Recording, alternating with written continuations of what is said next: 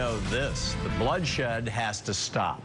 On Friday, 22-year-old Elliot Rodger went on a horrific killing spree near the campus of UC Santa Barbara, stabbing 3 people to death inside his apartment, shooting and killing 2 women outside of a sorority house, and killing a man inside a local deli before apparently taking his own life. Rodger left behind chilling videos and blog posts in the wake of his destruction that have helped to shed some light on his motives. The son of a Hollywood director, Rodger felt scorned by women for most of his life and hated, quote, all the popular kids and young couples for the crime of having a better life than me. According to his videos and rants, the attacks in the UC Santa Barbara community were the culmination of the retribution that he had been seeking and planning for years. His killing spree is a stark reminder that the gun violence epidemic is alive and well in America today. According to a bipartisan Brady Campaign to Prevent Gun Violence study, on average, 32 Americans are murdered with guns every day, and 140 are treated for a gun assault in an emergency room. Additionally, the U.S. gun violence homicide rate is a staggering 20 times higher than the combined rates of 22 other developed nations. Just hours after Rodgers' rampage, Richard Martinez, father of 22-year-old Christopher Martinez, one of Rodgers' victims, spoke with CNN and blamed Washington's inaction on gun control reform for his son's death. Take a look. What has changed? Have we learned nothing? These things are going to continue until somebody does something. So where the hell is the leadership?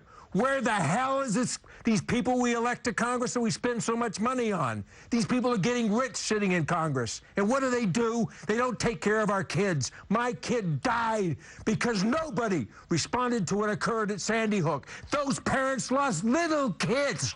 It's bad enough that I lost my 20-year-old, but I had 20 years with my son. That's all I ever have. But those people lost their children at 6 and 7 years old. How do you think they feel? And who's talking to them now? Who's doing anything for them now? Who is standing up to those kids that died back then in an elementary school? Why wasn't something done? One of the biggest roadblocks in the way of sensible gun reform in America appears to be the Second Amendment. The Second Amendment reads, a well-regulated militia, being necessary to the security of a free state, the right of the people to keep and bear arms shall not be infringed. Whenever talk of gun control comes up, gun lobby groups like the NRA point to the Second Amendment as proof that the founders wanted every single American to have the right to own a gun. But like a bad game of telephone, the founders' true intentions for the Second Amendment have been misunderstood and twisted. Joining me now for more on the Second Amendment and the founders' intentions for it is Michael Waldman, president of the Brennan Center for Justice and author of the book, The Second Amendment, a Biography. Michael, welcome. Great to be with you. Thanks for joining us. First, I just want to congratulate you on an absolutely brilliant piece of scholarship and historical research. Could you give us a quick summary of your analysis, the history, the true history behind the Second Amendment? Well, thanks. You know, we call it a biography because it's really changed considerably over the years, and each generation actually decides what it thinks the Second Amendment ought to mean and ought to be. When it was originated, it was, of course, part of the Bill of Rights. It came out of a big debate over whether to ratify the Constitution, and people at that point wanted to protect and make sure that the 13 state militias, the armed forces of citizen soldiers that were so important to Americans in those days, that they were not going to be crushed by the new potentially powerful national government. Now, those militias were very different from anything we know now, the well-regulated militia as it's described in the amendment. All adult men, eventually all adult white men, were required to be in the militia for their entire adult lives, and they were actually required by law to own a gun and keep it at home. So it was an individual right, but it was an individual right to fulfill the duty of military service. Well, as you can imagine, that was a very different time from anything we know now. It's very hard to go back in a time machine and tap James Madison on the shoulder and ask him what we're supposed to do with gun laws now. Pretty quickly after the Revolutionary period, those militias more or less vanished as a major force. And over the decades, we've had obviously a lot of guns in America and gun laws. And they went side by side. Even in the Wild West, they went side by side. And we fought it out in the legislatures when Franklin Roosevelt proposed national gun laws for the first time. That was upheld by the Supreme Court, as were all the previous gun laws that were brought to the court.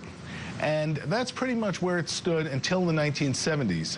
Enter the National Rifle Association.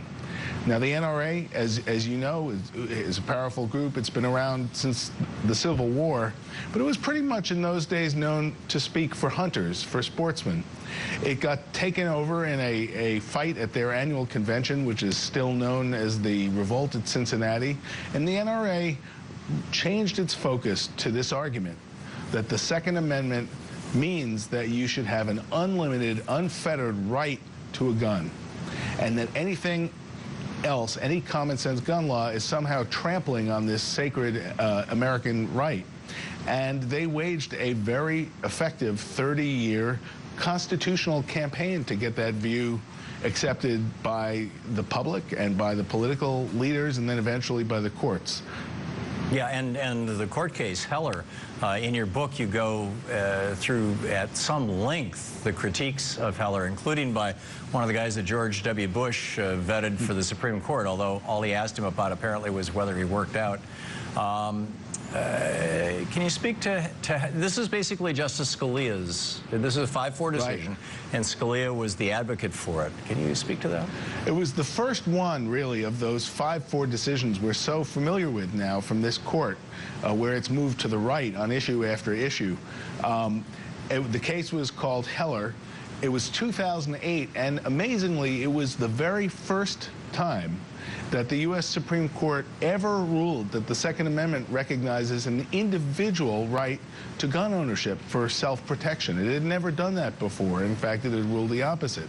And you're right, this was Justice Antonin Scalia. He wrote the opinion, and of course, we know he is a great proponent of the approach called originalism, the idea that the only legit way to interpret any constitutional provision is to ask what the founders or the people who wrote it thought at the time, way back in, say, 1791. He said this was the high point of originalism. Well, you know, I looked at it, and others have looked at it, and felt that he really shaped his originalist historical analysis in a way that wasn't necessarily consistent with the history that I've just described. You're right that a lot of progressives kind of shrugged and said, well, what do you expect, you know, from this court?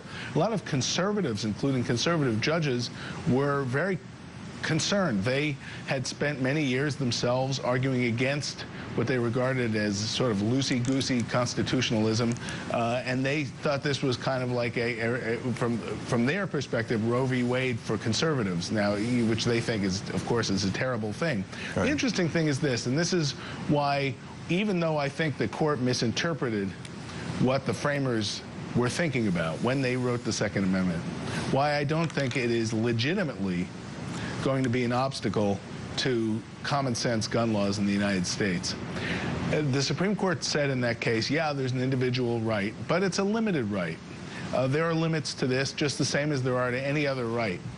They didn't really go into detail about what those limits were.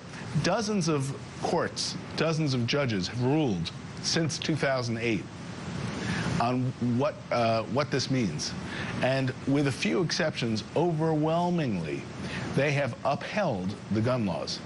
So it ought to be possible to have strong gun laws, real background checks, other kinds of protections to keep guns out of the hands of people who shouldn't have them without falling afoul of the Second Amendment. Now, of course, the Supreme Court hasn't spoken again on this, and who knows what they'll do when they do speak again. But so far, it's more the problems in Congress, the filibuster, the cowardice of politicians, and the intensity of the NRA, rather than the Second Amendment that's holding us back. Yeah. In the minute and a half or so we have left, former Supreme Court Justice John Paul Stevens has proposed amending the Second Amendment to add the phrase, when serving in the militia. That's when your right to own a weapon shall not be infringed. Your thoughts on that? Look, I sure respect Justice Stevens, and his dissent in the Heller case was in many ways a tour de force of historical analysis. I don't know that that particular amendment necessarily makes sense, because in fact that's kind of what the amendment already says. And we don't have militias now the way they did back then. I think that what we really need to grope toward as a society is an understanding of both a limited individual right and the kind of strong and common sense gun safety laws that can bring down that horrible homicide rate and prevent tragedies like the one we saw the other day.